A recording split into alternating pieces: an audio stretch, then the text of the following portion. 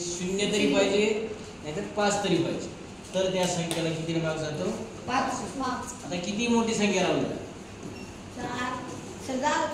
इथे एकक स्थानी किती आहे? 0. म्हणजे याला 5 न भाग जातो.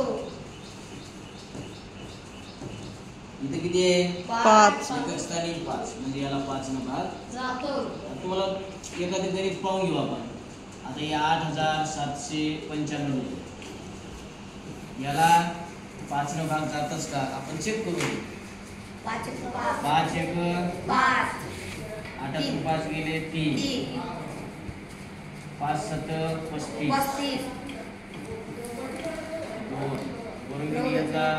9. 5 5 25.